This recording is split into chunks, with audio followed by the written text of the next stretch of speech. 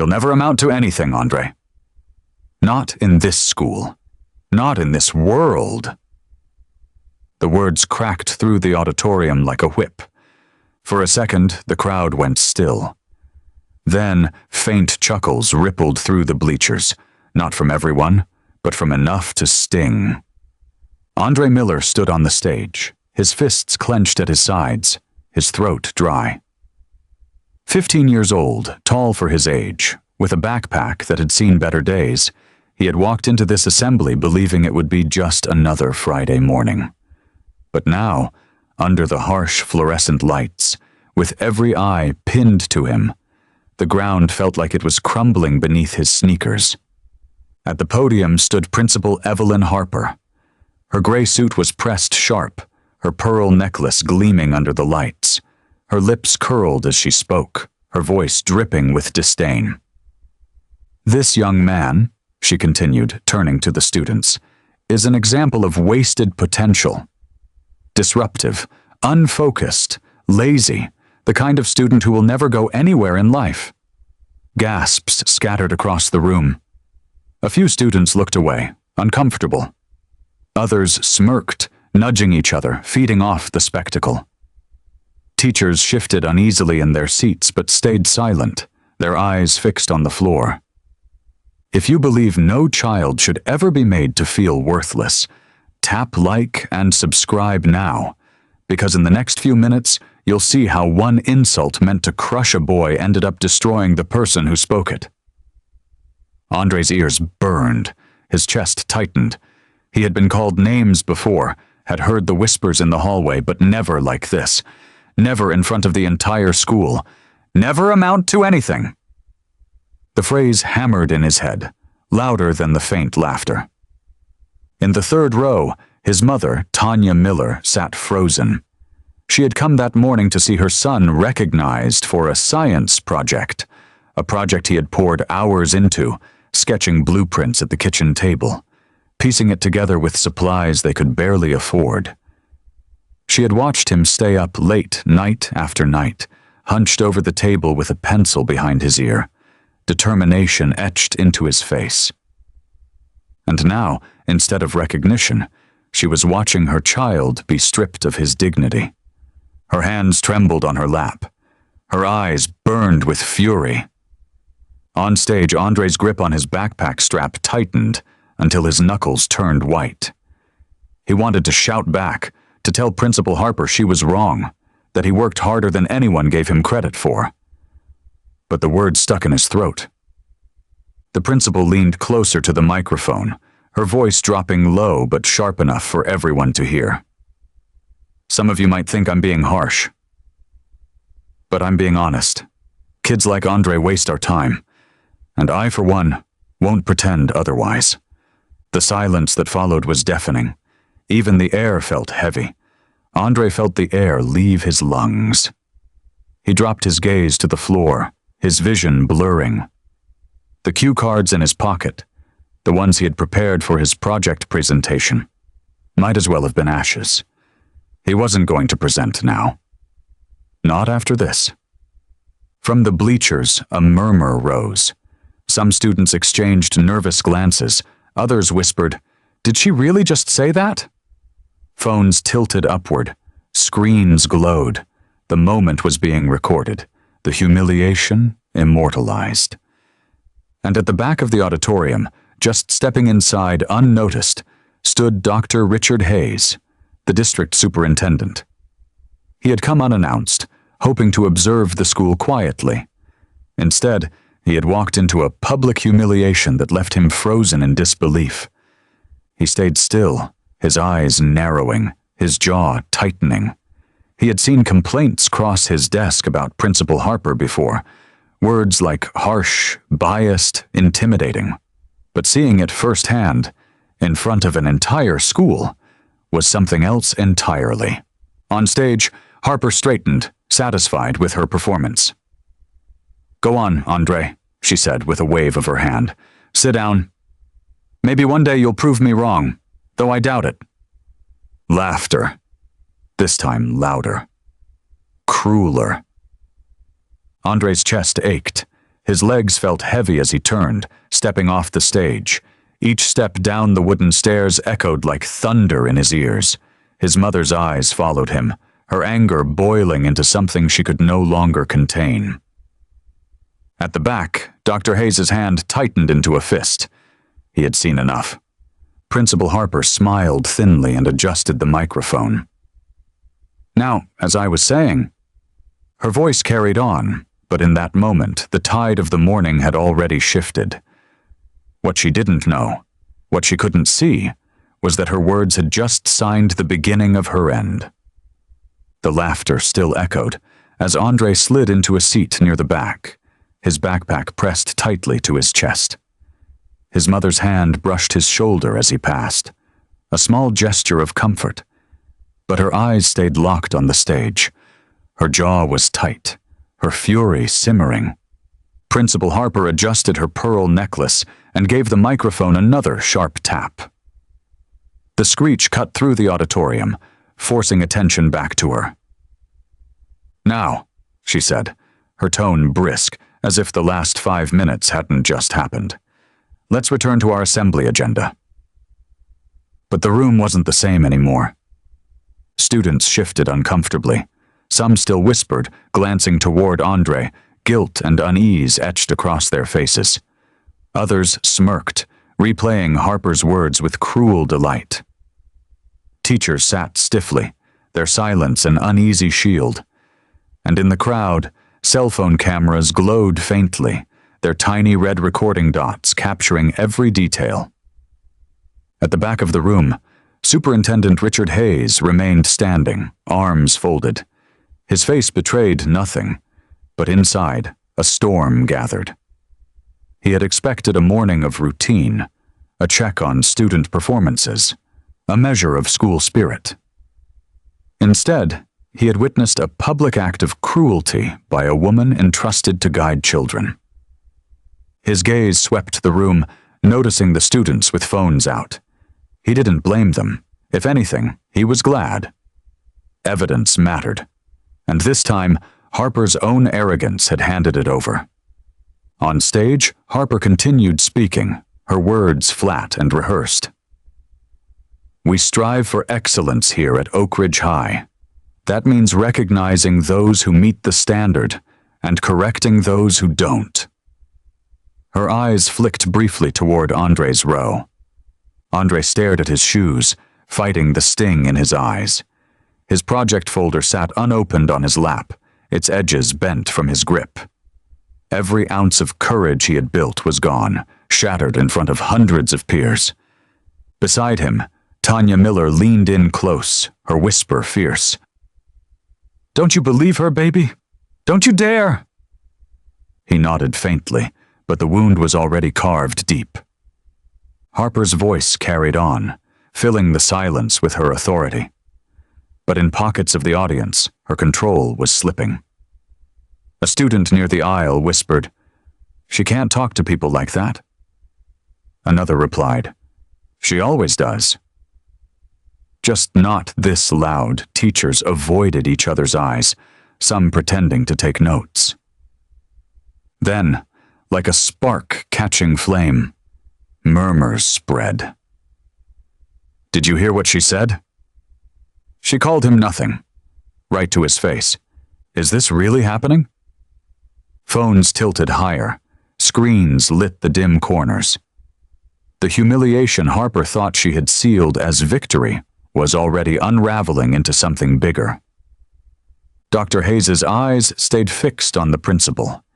He watched the way she preened, mistaking silence for approval, mistaking discomfort for compliance. He saw the arrogance in her stance, the way she straightened her suit jacket as if proud of her cruelty. And he thought of the dozens of complaints he had received about her in recent years.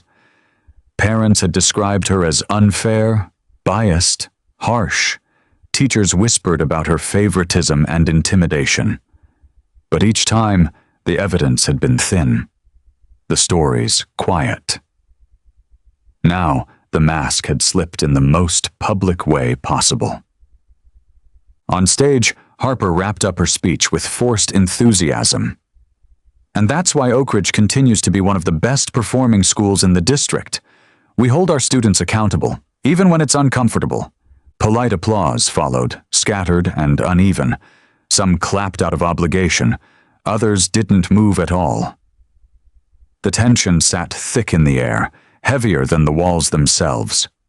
Andre sat still, the sound of the clapping like a mockery. His mother reached for his hand and squeezed it, grounding him. He lifted his head slightly, catching sight of students filming from the corners. Shame twisted inside him, but also, somewhere deep down, a flicker of something else. If people had seen it, maybe he wasn't crazy. Maybe he wasn't alone.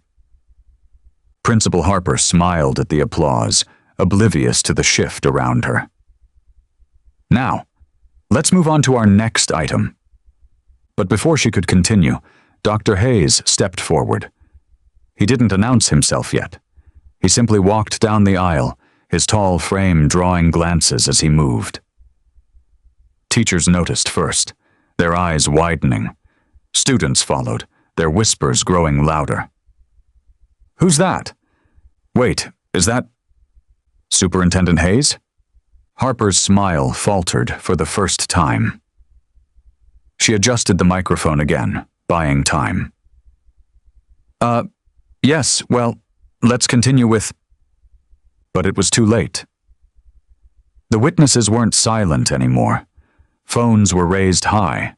Whispers had become conversations, and the presence of the superintendent confirmed what many had begun to realize. What had just happened on that stage wasn't going to be swept under the rug. For the first time all morning, Principal Harper felt something she hadn't expected. The faint edge of fear. The murmurs in the auditorium grew louder as Dr. Richard Hayes reached the front row. His polished shoes clicked against the floor, each step a quiet announcement of authority. He stopped near the stage, arms crossed, his gaze fixed on Principal Harper. Harper's smile was brittle, stretched too thin. Her eyes darted between him and the students who had now fallen into a hush. "Well, well," she said into the microphone, her voice wavering just slightly. "We're honored by a surprise visit from our superintendent." "Dr. Hayes, everyone." Scattered applause followed, hesitant and uneven, but Hayes didn't nod, didn't smile, didn't acknowledge it. He simply stared, letting the silence drag long enough to make Harper shift uncomfortably at the podium. Finally, he spoke. His voice was calm, measured, but it cut through the room like a blade. "I didn't come here to be honored, Evelyn. I came here to observe. And I have observed quite a lot." The audience stilled. Students leaned forward. Teachers stopped pretending to shuffle papers. Tanya Miller gripped her son's hand tighter. Harper forced a laugh, brittle and hollow. "Oh, surely you mean the fine work our students have put together this morning. We always strive for excellence here at Oak Ridge." "Stop." The single word silenced her. Dr. Hayes stepped closer, his eyes never leaving hers. What I just witnessed wasn't excellence. It wasn't leadership. It was cruelty. A ripple of murmurs passed through the crowd. Harper's face flushed, her hands tightening on the edges of the podium. She tried to regain her footing. "With all due respect, Dr. Hayes, I was simply holding a student accountable. Our standards are high, and sometimes honesty is..." "Honesty?" Hayes's tone sharpened, his voice echoing in the still room. "You stood in front of hundreds of students, staff, and parents and told a 15-year-old child that he would never amount to anything. That isn't honesty. That's abuse." Gasps echoed. Andre's heart thudded in his chest. For the first time since the humiliation, someone was speaking for him. Harper bristled, her mask slipping further. "You're taking it out of context. These kids need discipline, not coddling. If I don't set them straight, who will? Look around you, Richard. Half of them are already failing." Her words landed heavy, dripping with disdain. Teachers flinched. Parents shifted in their seats. Students exchanged wide-eyed looks. Dr. Hayes's jaw tightened. He took a step toward the stage, his voice firm but steady. "I've received complaints about your methods before. Parents have written letters. Teachers have come to me quietly, afraid to speak out. I gave you the benefit of the doubt. But today, you've proven every single one of them right." Harper's composure cracked. She straightened her shoulders, trying to project control, but her voice betrayed her. "You're undermining my authority in front of the entire school. If we don't demand excellence, what kind of example are we setting?" "The example we set," Hayes said, leaning closer, "is whether we teach through dignity or through degradation. And right now you've taught every student in this room that power gives you the right to humiliate." Silence. Heavy. Absolute. Andre lifted his head, his eyes meeting Hayes's. For the first time all morning, he felt a flicker of something warm. Validation. Someone had seen him. Someone had spoken. Harper's lips trembled. She glanced around, searching for support, but found none. Teachers avoided her gaze. Students' phones were still raised. Tanya Miller's glare burned holes through her from the third row. Dr. Hayes turned to the audience. His voice carried, calm but commanding. "No child in this district will ever be told they're worthless. Not while I sit in this position." He looked back at Harper, his eyes hard. "And certainly not by the person meant to lead them." Whispers spread like wildfire. The balance of power had shifted, and everyone knew it. Harper tried one last defense, her voice sharp, desperate. "You can't undermine me like this in public." "It's unprofessional." Hayes's reply was swift. "What you did was unprofessional. What you did was harmful, and it ends today." The auditorium buzzed with murmurs, phones capturing every second. Harper's face drained of color. For the first time in years, the authority she wielded like a weapon was slipping through her hands. Andre sat taller, his shame slowly giving way to relief. His mother squeezed his hand again, whispering, "See? The truth always finds its way." Harper adjusted the microphone, but her voice no longer carried the same command. The weight of Hayes's words hung over her like a shadow she couldn't shake. And though the assembly was still underway, it was clear to everyone in that room. The confrontation had only just begun. The air inside the auditorium was thick, electric, every whisper bouncing off the walls like sparks. Principal Harper gripped the podium so tightly her knuckles paled. For years, this stage had been her throne, her voice, the final word. Now, in a matter of minutes, her authority was crumbling. Dr. Hayes didn't let the silence linger. He stepped closer to the stage, his gaze sweeping the room, gathering every student, every teacher, every parent into his words. "Education is about building futures," he said, his voice steady but firm. "It's about showing young people their potential, even when they can't see it themselves." What we witnessed here today was the opposite. It was a disgrace. Gasps rippled through the crowd. Students leaned forward. Teachers, who had been frozen in uneasy quiet, began to nod.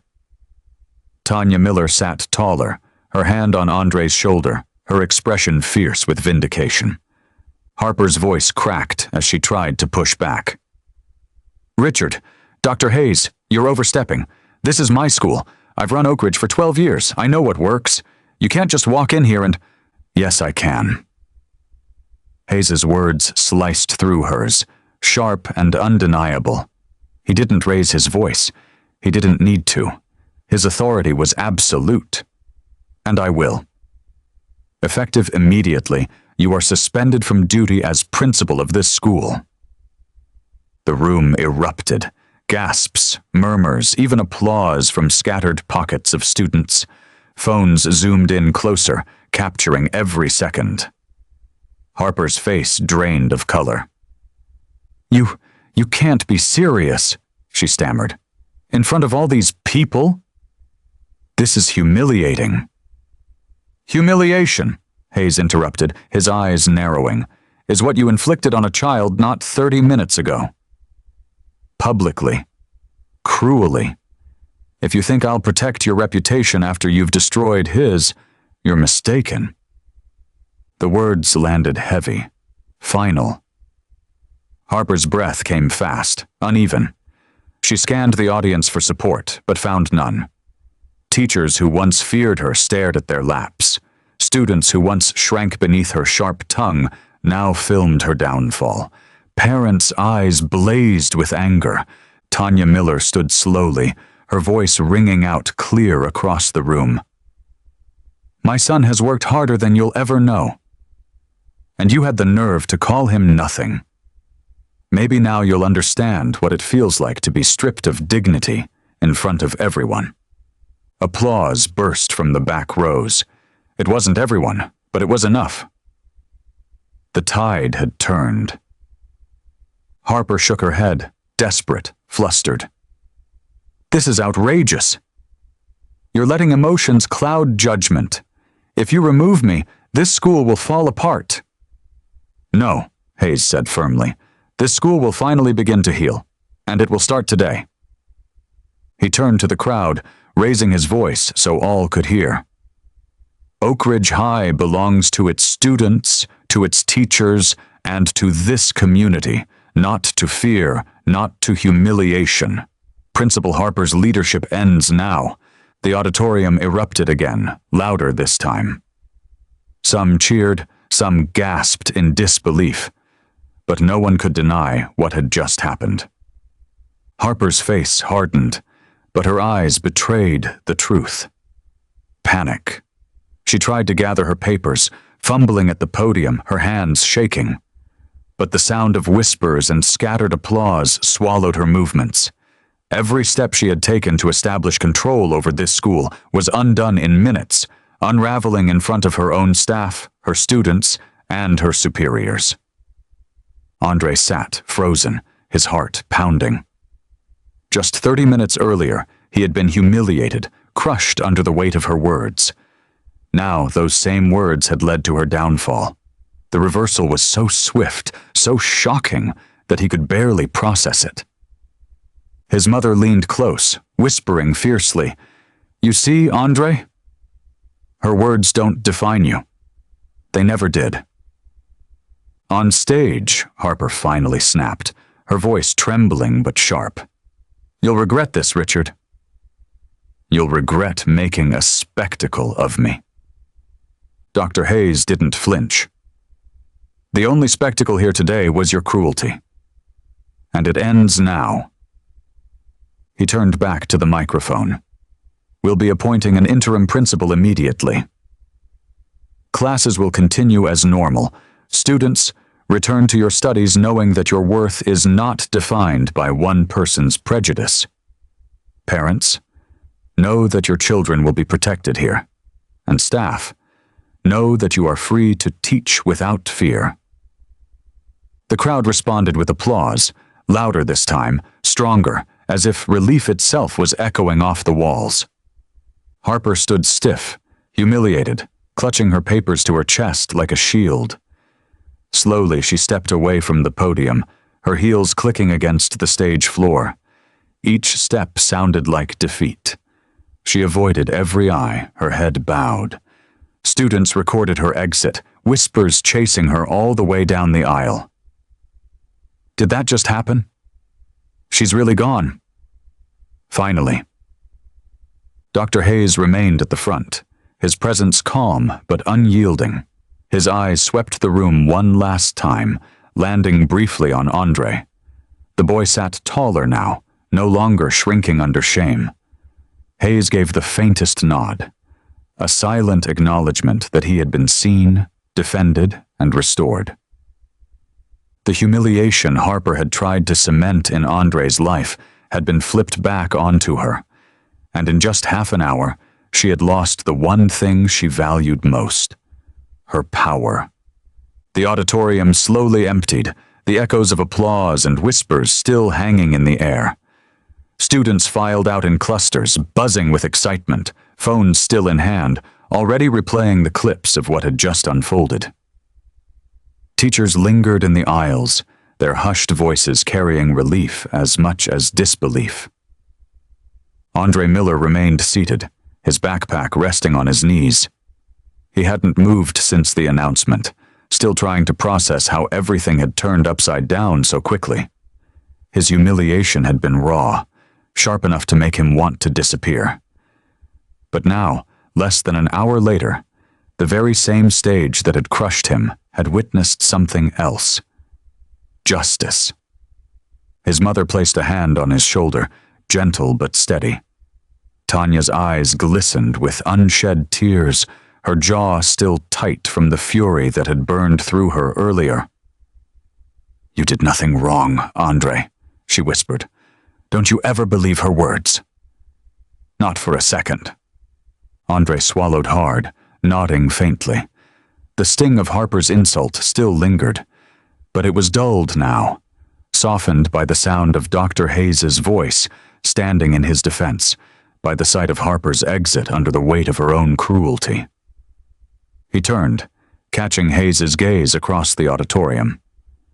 The superintendent stood near the stage, speaking quietly with a group of teachers. But for a brief moment, he looked over at Andre again, and the nod he gave was small but powerful. It wasn't pity, it was recognition, respect. Andre straightened in his seat. For the first time that morning, he didn't feel small. Around him, murmurs floated through the thinning crowd. "Did you see her face?" "She's really gone." About time someone called her out. Andre could hear the whispers, but they no longer pierced him. They weren't aimed at him anymore. The weight of shame that had pressed against his chest had shifted. It wasn't his to carry now. Tanya helped him to his feet, her arms steady around his shoulders. As they walked toward the exit, a few students glanced his way. Not with mockery this time, but with something closer to admiration. One even offered a quiet, "Hey man, you okay?" Andre gave a small nod. Words still didn't come easily, but the acknowledgement mattered. Outside, the late morning sun spilled across the steps, washing the school in gold. The air felt fresher, freer, as though the entire building had exhaled. Parents gathered in small groups, talking in animated tones. Teachers exchanged glances of relief. And through it all, Andre and Tanya walked quietly, side by side. When they reached the car, Tanya paused, turning to face her son. "You know what this means, don't you?" she asked softly. Andre frowned slightly. "That she's gone?"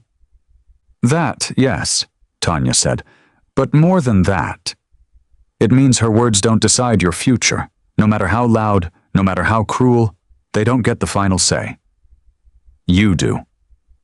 Andre let the words settle.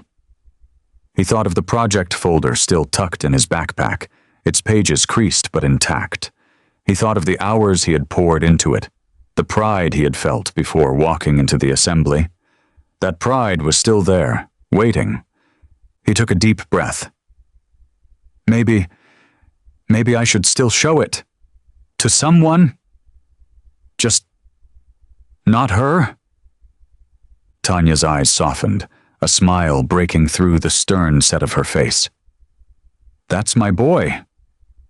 Back inside the school, Dr. Hayes addressed the remaining staff, his words echoing like a promise. "Let today be a reminder. Authority is not a license for cruelty, and silence is not protection, it's complicity. We will build a culture here where no child is ever told they're worthless." His voice carried into the halls, reaching even those who had already stepped outside. It lingered like a balm, a vow to rebuild what Harper had tried to tear down. For Andre, the lesson was clear. Painful, yes, but clear. Words could wound, could cut deep, but they could also collapse when faced with truth. And sometimes, rarely, but powerfully, justice came swiftly. As he slid into the passenger seat, Andre looked back at the school, its brick walls glowing in the sunlight.